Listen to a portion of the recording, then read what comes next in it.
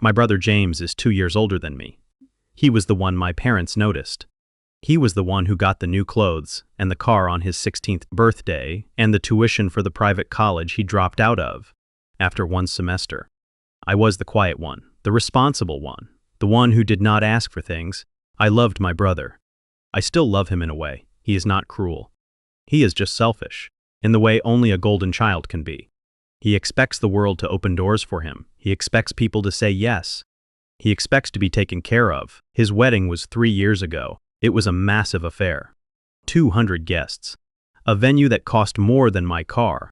A photographer flown in from another state. A honeymoon in Greece. My parents paid for all of it. I asked my mother once how they could afford such a wedding. She waved her hand and said, "We saved." We made sacrifices. I believed her. I did not ask more questions. I should have asked more questions. At the wedding, I gave a speech. I said James deserved happiness. I said he found someone who loved him. I said I was proud to be his brother. My parents hugged me. They said I was a good son. I was not a good son. I was a victim. I just did not know it. Yet, I started saving for a house when I was 23. I was renting a small apartment. I was working 2 jobs. I wanted something of my own, something that was mine. I told my parents about my plan. My mother said that was nice. My father said home ownership is a good investment. They did not seem excited. They did not seem proud. They seemed distracted. I saved every dollar. I drove the same car for 10 years. I did not go on vacations. I did not eat out. I did not buy new clothes unless mine had holes. My friends called me cheap. I let them. I had a goal. 7 years later, I had enough. $80,000 in the bank, a credit score I had carefully built, a pre-approval letter from a lender. I was ready. I found the house in a neighborhood I loved. 3 bedrooms, a small yard, a porch where I could sit in the morning. It needed work, but I did not mind. I wanted something to fix, something to make mine. Bain, I put in an offer. They accepted. I called my mother. She said congratulations. Her voice was strange. I did not notice then. The next week I went to the bank to finalize the mortgage. That is when everything fell apart. The loan officer was a kind woman named Mrs. Patterson. She looked at my file. She looked at me. She said there is a problem. I asked what kind of problem. She said there are several outstanding loans in your name. They are delinquent. They have destroyed your credit. I laughed. I thought it was a mistake. I said I have never taken out a loan in my life. Man, she turned her screen toward me. I saw my name, my social security number, my date of birth. Everything was correct. The loans totaled $60,000. They were taken out 3 years ago. The same year as my brother's wedding. My hands started shaking. I asked who the lender was. She told me. It was a small credit union across town. I had never heard of it. I asked her to print everything. She did. I sat in my car in the parking lot for an hour, reading every page. Thence the loans were taken out in my name. My signature was on the documents, but I had never signed them. Someone had signed for me. Someone who knew my social security number, my date of birth, my mother's maiden name.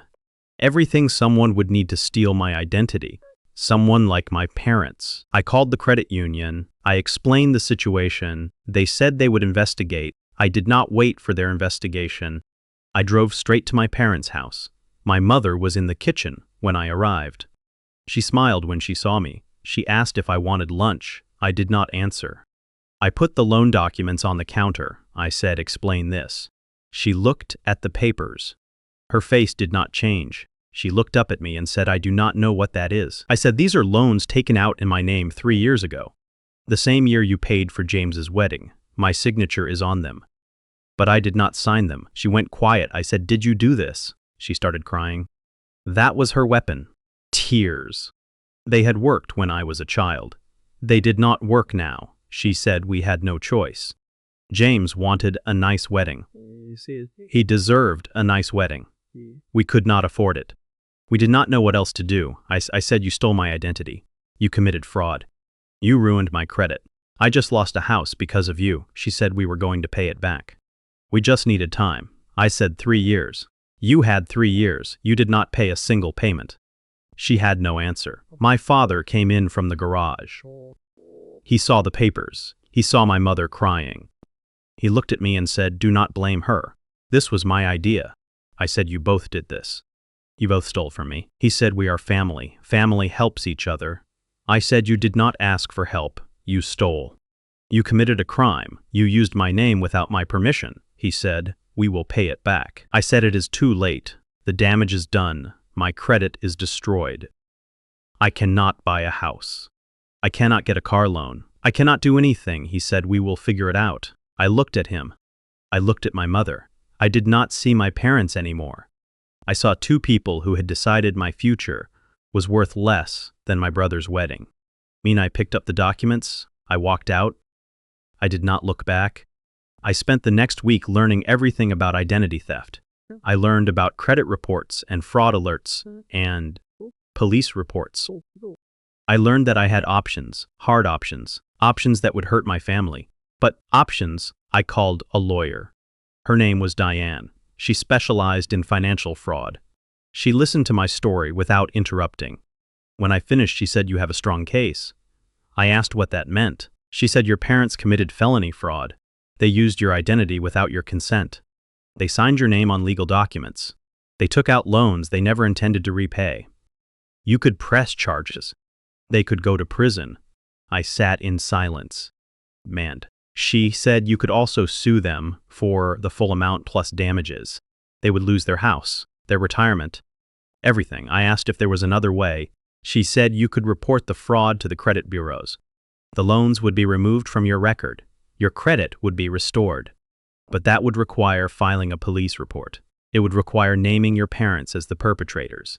Ben, I said, I need time to think. She said, take all the time you need. I drove home. I sat in my apartment. I looked at the house I almost bought. I looked at the future I almost had. And I thought about my parents, about my brother, about everything they took from me. I called James that night. He answered on the third ring. He sounded happy.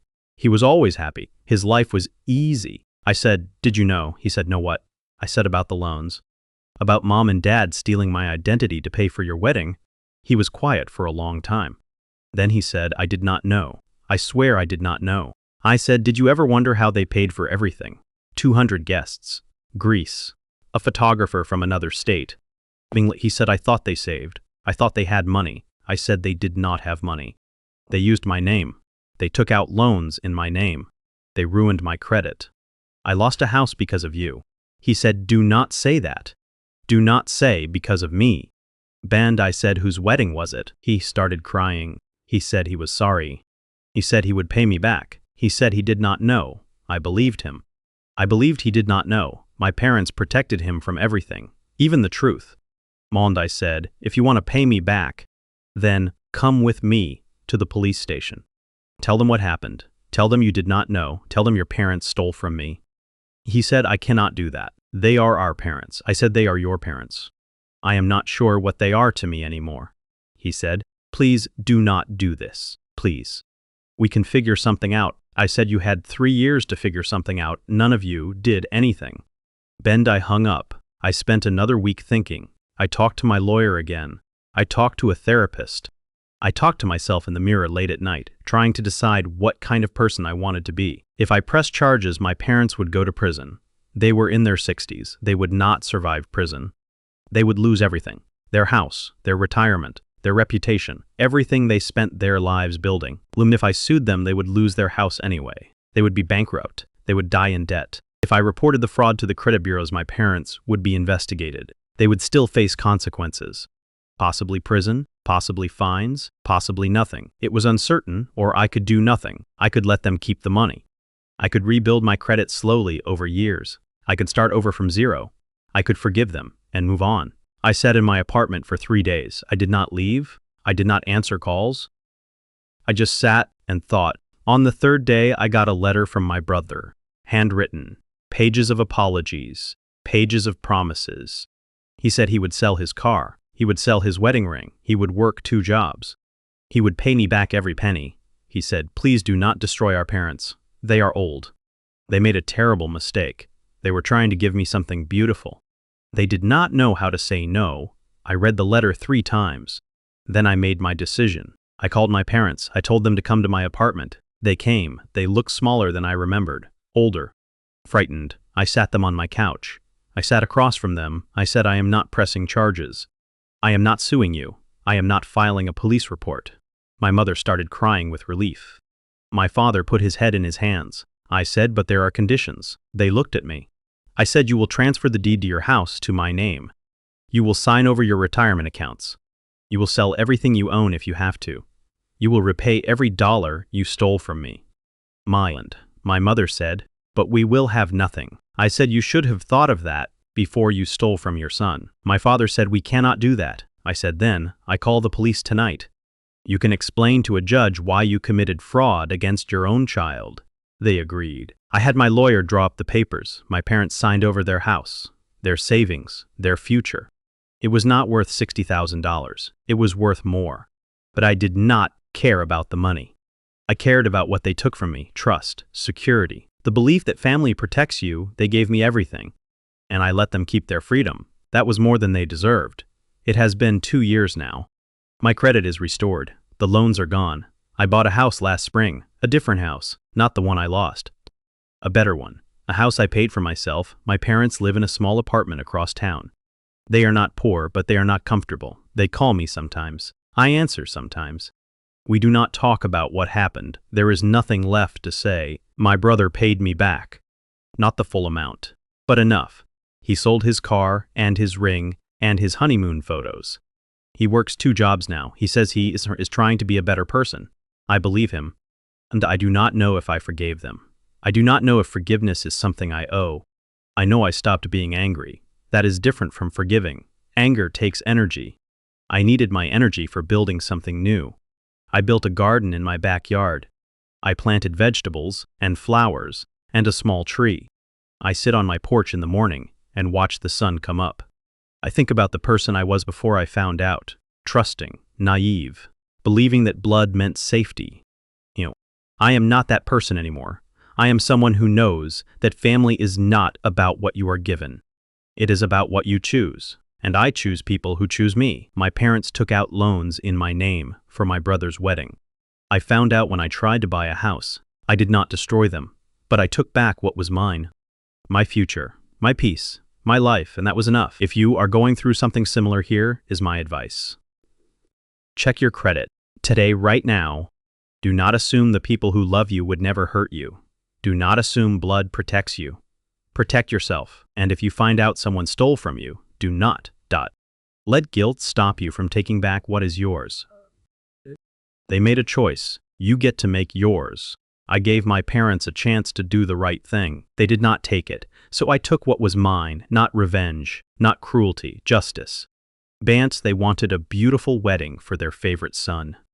They wanted to give him the world. They took my world to do it. I took it back. Lanja. If you enjoyed this story, subscribe for more tales of betrayal, boundaries, and the courage to stand up for yourself. Click the bell for notifications. And remember, you are not cruel for protecting what is yours. You are strong.